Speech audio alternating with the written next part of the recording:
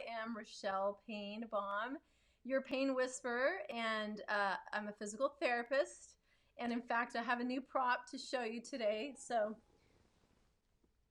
I am Tina Amadi. I guess because we paid for your lunch, you guys invited us to come to your house in San Jose. Yeah, that was so sweet of you guys. I met you in BNI. I am a minister of the gospel, but most importantly, God is sending me, I keep being very clear about it, to heal the broken because of my experiences and what I've gone through. Having the grace to use my journey and my experiences to empower others and empower women and raise a generation of women that are ladies that are carrying the sword. I know you've gone over to Africa and done some amazing work. So you were on television in Africa? Yes, you need to hear this. Yeah, okay. So I got to a program that I was invited to. It's hosted by Mary Chinda. She's an on-air TV personality, a journalist in Africa. She invited me to her program, Single Ladies Conference. Okay. It was amazing. I prayed about it and had the okay to go. I was supported by my church. My Bishop Blessing Samuel, gave me a huge encouragement and support to go on that trip financially. I was able to get all the tickets, everything, and I'll talk more about partnership. Okay. And when I got there, we were at her TV station, Plus TV Africa, and an opportunity opened up. That day we showed up, it was World Malaria Day. Wow, talk about godly coincidence. Exactly. World Malaria Day, and I was called on to speak on it. I was interviewing with one of the anchors, and he was asking me questions about what do I think that we should do, where's the areas of focus. I was like, we need help. We can't do it alone. Where does malaria first go to in the body, right? Like difficult questions like, I don't know. Where does it go?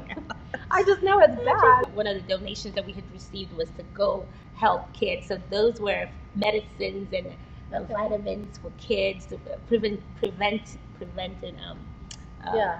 malaria, and it was good. It was really good because the families, you would come back and with tears in their eyes, they would thank us and say, we've not had access to this, we don't have money to buy it, and it was so fulfilling. Email Tina, call her, you have the gmail.com, PayPal. That's to help make a sponsor donation. Some people are led to donate because they can't go, like me and you are going, and they would just say, hey, I want to partner with you, put my name anonymously or public that I supported. My breakthrough moment. Okay. I fasted in 2017 when I realized that God was going to start using. You fasted all of 2017? No, sorry. No, I'm just kidding. I love Rachel. This one is a spiritual fast. Okay. It's 21 days. Okay. I did 6 a.m. to 6 p.m. Okay. Dry, and some days I did liquids and honey. Okay. Only. Wow. And I recommended my listeners, whatever they could do, whatever that flesh that has stopped you maybe from losing weight or whatever, call it what it is, write it down and follow me in this journey. Boy, was I shocked. By day 7, people started sending testimonies. Some lady had a migraine in the back, it was healed. Wow. We prayed together. This gentleman called in. His sister was in Spain, in jail in Spain, and we released a corporate prayer over it, and she got out of jail. Wow, I love it. My hands are shaking talking about it because I remember it was such an encounter. Yeah. And that's what these things do for us. And then we've got messages to back it up that it happens. If you've heard them say 21 days to a better life, you've seen all these affirmations go. So things that you do regularly, you commit to, God helps you, and you could let go of a bad habit that way.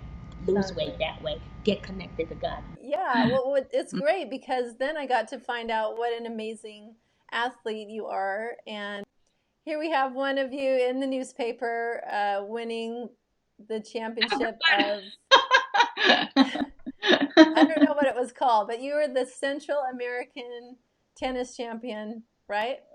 Yeah, a while back, but yeah. Actually, I have another picture. We have 2 pictures there. That's really awesome. You're really intense and an amazing athlete. So being an athlete and especially playing tennis, as you all know, we wear the skimpy outfits. So there was always a lot of pressure to look a certain way, to be a certain weight. And nobody really told you, but you always felt that pressure. You put that pressure on yourself. So I never learned how to eat properly.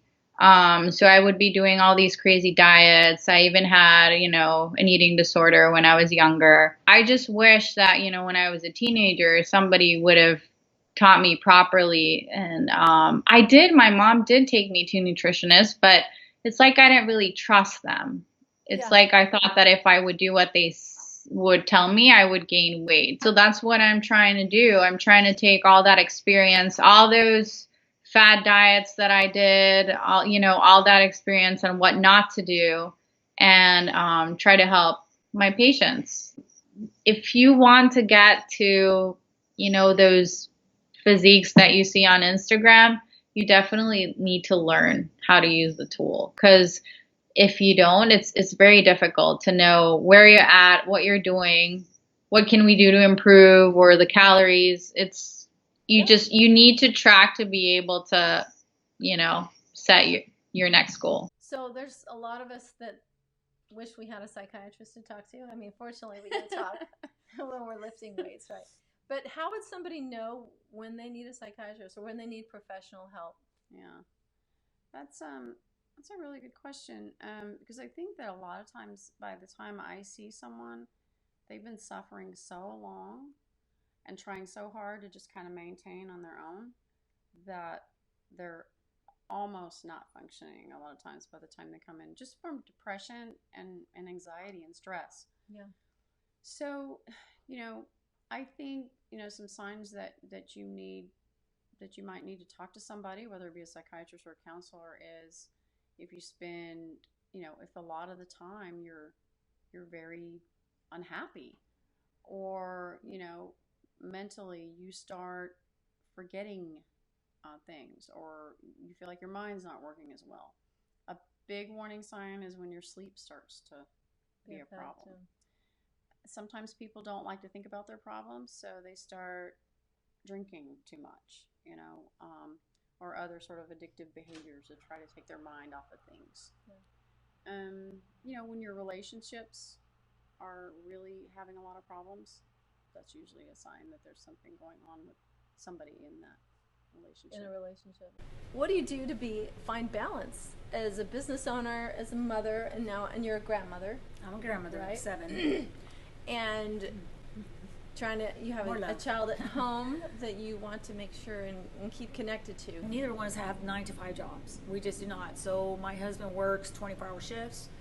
Wow. He's a firefighter, 27 years. He's been working for the ports of Houston for 26 years, so he works all nights. There's days I don't see him.